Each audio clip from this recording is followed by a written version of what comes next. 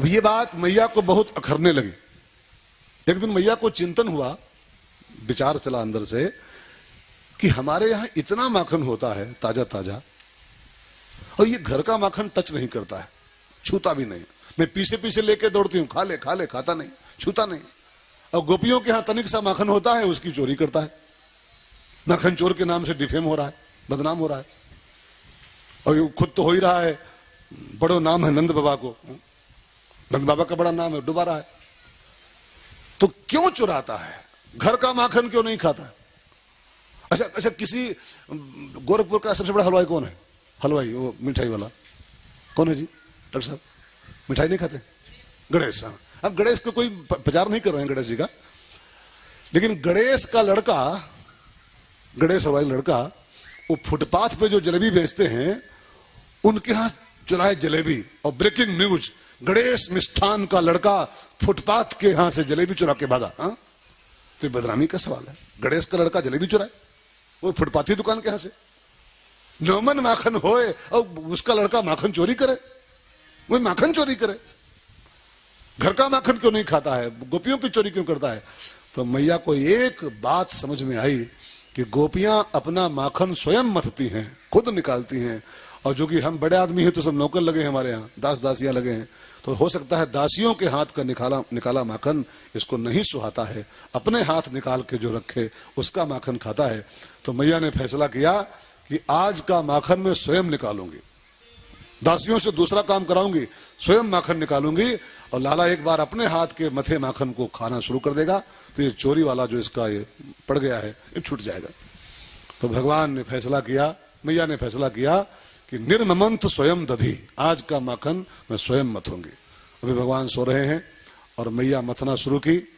इतने में ठाकुर जी जाग गए, पीछे से आए। मैया ने गोदी में भगवान को रखा, अभी माखन निकला नहीं था, मत रही थी वो, गोदी में रखा कि फिलहाल दूध पी ले, माखन तो निकलने वाला है। अब भगवान गोदी में दूध पी रहे हैं, मैया मथ रही है। तब तक सामने चूल्हे पर दूध गर्म हो रहा था। भगवान ने थोड़ी मैया की प्रेम परीक्षा लिया और क्या किया, अग्नि भगवान को आज्ञा दिया कि थोड़ा प्रचंड हो जाओ, थोड़ा सा देखे मैया कितना हमको चाहती है। अब अग्नि प्रचंड हुआ, दूध उबलना शुरू हुआ और दूध बहता देखा मैया ने कि कन्हैया को गोदी से उठा के धसका एक और, किसके कन्हैया और किसके भैया, और मैया भागी दूध दूध करती हुई। तो भगवान को लगा वाह भाई वाह, जन्मों की इसकी तपस्या का परिणाम है कि इसको मैं मिला हुआ हूं। भगवान जिसकी गोदी में बैठे हो, देखो गोदी में गोलू भोलू हो ये सामान्य बात है ना, गोदी में गोलू हो ये सामान्य बात, लेकिन गोदी में ठाकुर हो ये सामान्य बात नहीं, ये बड़ी बात है। ये मैया की जन्मों की तपस्या है कि मैं इसका बेटा बन के बैठा हूं, मैं बेटा हूं किसी का। भगवान किसी के बेटे उटे नहीं है जी, भगवान जगत के पिता हैं, जगत पिता। लेकिन जन्मों की तपस्या का फल उसकी है कि जगत का पिता उसका बेटा बना बैठा हुआ है। और ये है कि हमको पटक के दूध के पीछे भाग रही।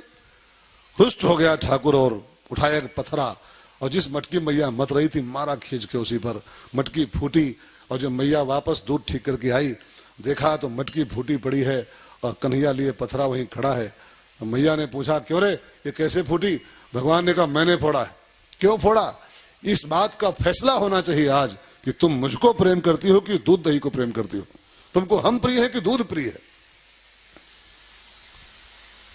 इस बात का जजमेंट करो आज। तो मैया ने कहा जजमेंट तो मैंने बेटा कर लिया है, आज फैसला हो चुका है। तो क्या फैसला हुआ? कि फैसला ये हुआ है कि तुम खाली दुलार दुलार पाते हो, तुम गए हो बिगड़। जो बच्चा केवल दुलार पाता है ना, केवल दुलार, वो 100% बिगड़ जाता, 100%। इसलिए हमारे चाणक्य ने कहा था, चाणक्य को आप हल्के में लीजिएगा, सत्ता पलट पंडित था वो, सत्ता पलट पंडित ना। उसने एक बड़ी प्यारी बात लिखी है, लालयेत 5 वर्षाण, 5 साल तक बच्चे को दुलार करो, 5 वर्ष तक। 10 वर्षाण ताड़यत, ताड़ना के अधिकारी। 5 साल का पूरा हो जाए और 10 साल का होते होते थोड़ा उसको हल्का हल्का पनिशमेंट दो, उसको भय दिखाओ, डराओ, और नहीं तो बिगड़ने में देर नहीं लगती। और प्राप्ते तो खोड से बरसे, 16 साल का होते होते बच्चे के साथ फ्रेंडशिप कर लो अपनी आप, फिर एज ए फ्रेंड, फिर जो जुल्म ढाए, काट डालूंगी, मार डालूंगा, हाँ गोली मार दूंगा, तो फिर वो कुछ दूसरा उपाय कर लेगा, फिर वो तो बम्बई भाग जाएगा, नहीं सुसाइड कर लेगा, कुछ और कर लेगा। चाणक्य ने कहा है 5 साल तक लालन करो, दुलार करो, 5 साल का पूरा हो जाए तो 10 साल तक हल्का हल्का भय दिखाओ उसको, 16 साल तक उसको हल्का हल्का कंट्रोल में रखो, 16 साल तक, और 16 साल का पूरा होते होते एज फ्रेंड, फिर दोस्त की तरह पेश आओ उसके साथ में। तो मैया ने कहा फैसला हुआ है कि तुझको आज बांध के मारूंगी। उठाई छड़ी मैया ने, भगवान का पीछा किया, भगवान भागते जा रहे हैं, मैया थक के चूर हो गई, जब तक दौड़ाई तब तक नहीं पाई, और जब थक के बैठ गई चिल्लाए पड़ी कि कन्हैया क्यों भाग रहा है, क्यों नहीं मिल रहा है, तब भगवान को लगा चलो। अब जब थक के बैठ गई भगवान ने कहा ले पकड़ो, मतलब एक सूत्र मिल रहा है, आप जब तक भगवान को अपने प्रयास से पाने का प्रयास करोगे, ध्यान देकर सुनिएगा, जब तक अपने बुद्धि बल का प्रयोग करोगे, बुद्धि या बल का, कि मैं भगवान को पाऊंगा, ये माला करूंगा, ये 4 धाम करूंगा, ये दान पुण्य करूंगा, इतने तीर्थ कर डालूंगा, इतनी गंगा नहा लूंगा, भगवान कैसे नहीं मिलेंगे जी, कैसे नहीं मिलेंगे, मिलना पड़ेगा उनको। ये सूत्र देखिए भागवत का, जब तक मैया भगवान को पकड़ने की चेष्टा करती रही नहीं पा सकी, और जब हार मान के बैठ गई, हे हरिहर में हार के आया, अब क्या हार चढ़ाऊं, क्या हार चढ़ाऊं, मैं ही हार गया।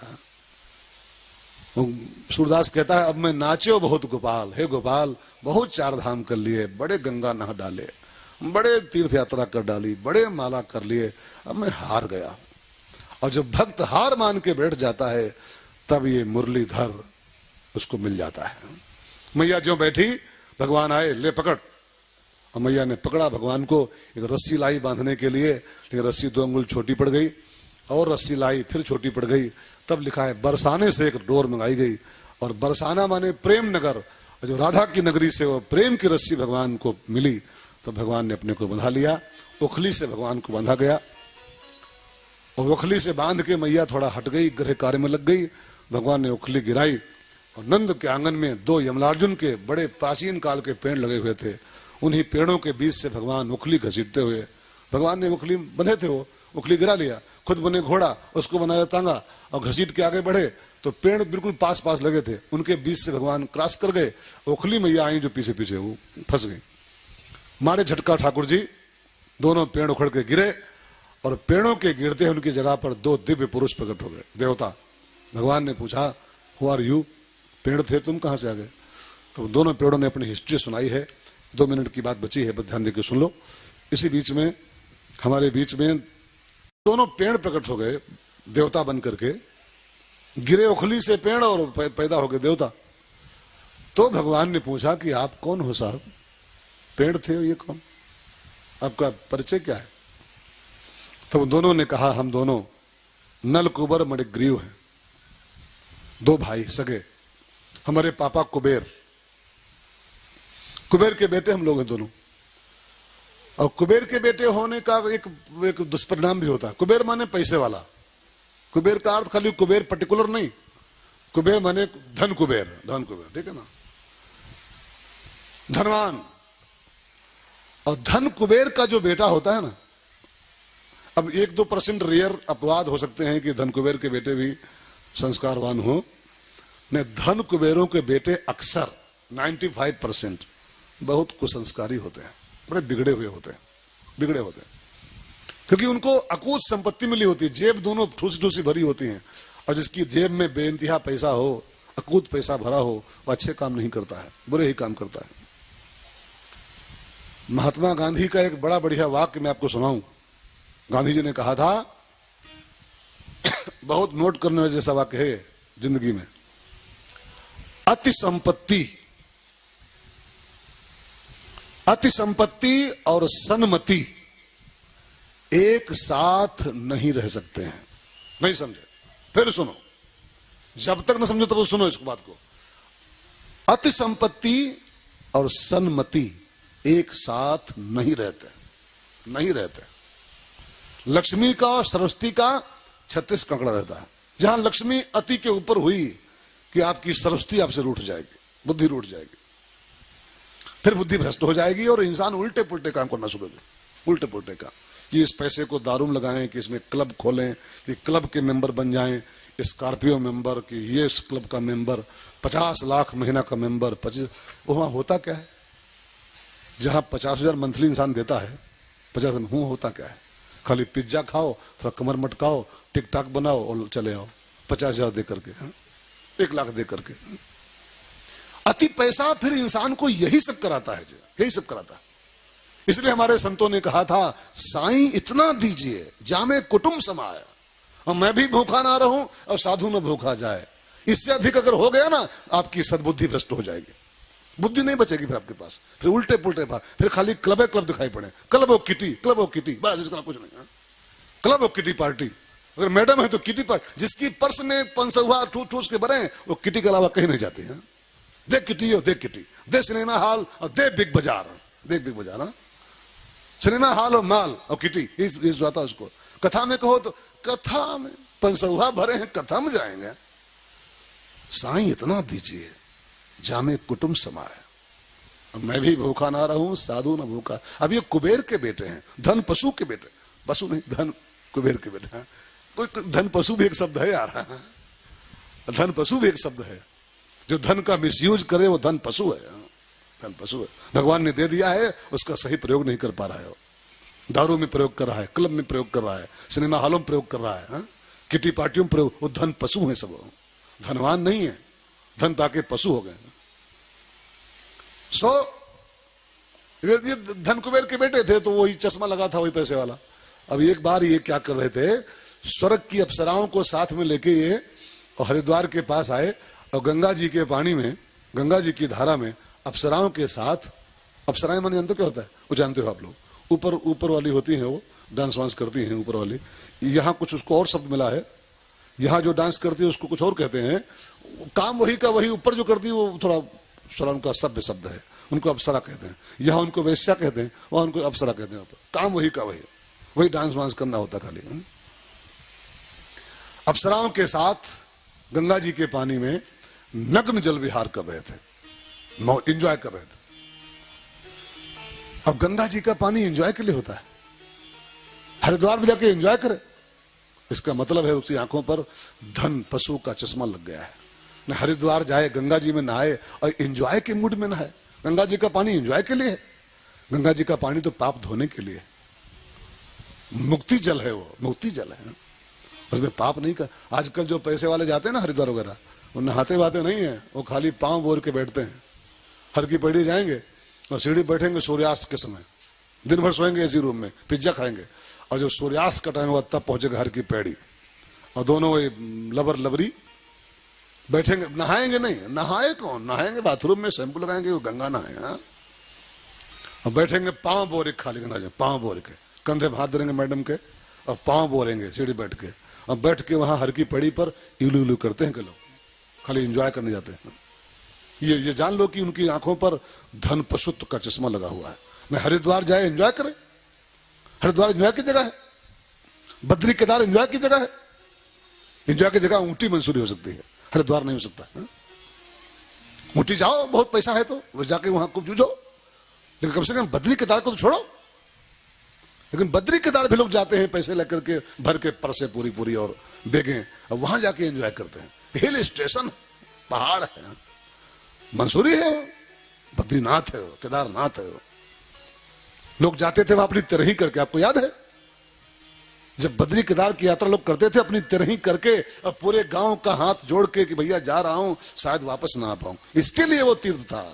अब उसको लोगों ने बना दिया खाली हिल स्टेशन। जून के महीने में जाओ, मारे कपल, और सब नए नए कपल, ऊटी मंसूरी बना के धर दिया उसको।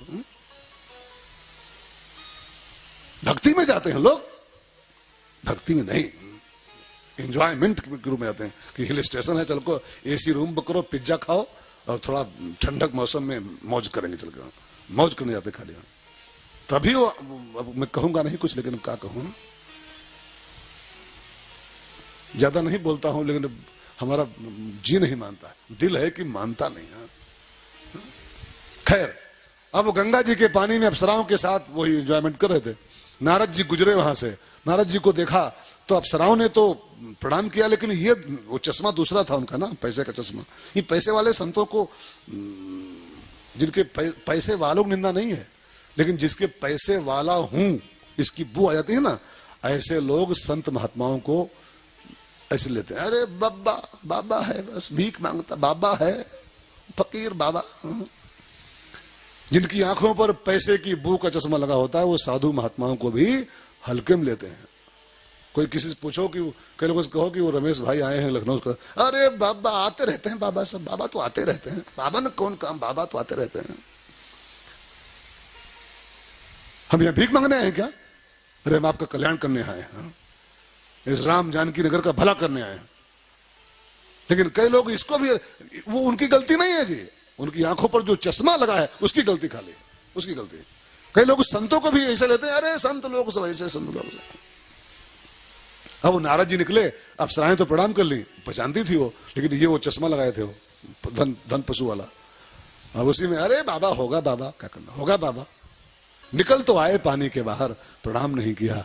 और जब प्रणाम नहीं किया तो नारद जी ने श्राप दे दिया, मूर्खों संत का अपमान कर रहे हो, नग्न खड़े हो पेड़ की भांति मेरे सामने, प्रणाम में नहीं कर रहे हो, मेरा श्राप है, जाओ तुम दोनों वृक्ष बन जाओ, पेड़ हो जाओ। अब दोनों भाइयों का चश्मा उतर गया, श्राप मिल गया, चश्मा उतर गया, ठोकर लगी, चश्मा गिर गया, अहंकार वाला। अब दोनों भाई हाथ जोड़े, बाबा आपका अपमान किए तो उसका तो फल पा गए, दंड पा गए, लेकिन आपका जो दर्शन हम लोग पाए हैं, आपके ऐसे संत का दर्शन हो रहा है, इसका फल क्या मिलेगा? तो नारद जी ने कहा इसका फल ये मिलेगा कि तुम दोनों भाई नंद के आंगन में वृक्ष बनोगे, और तब भगवान का जब अवतार होगा, कृष्ण अवतार, ओखली से उसको बांधा जाएगा, तब तुम्हारा उद्धार हो जाएगा। तो भगवान ने आज स्वयं को बंधवा करके, लेकिन जो दोनों भाई बंधे पड़े थे श्राप की जंजीरों में, उसको आज खोल दिया है, और दोनों भाई भगवान का गुणगान गाते हुए परम धाम को चले गए। और इस उखल बंधन की कथा के साथ ही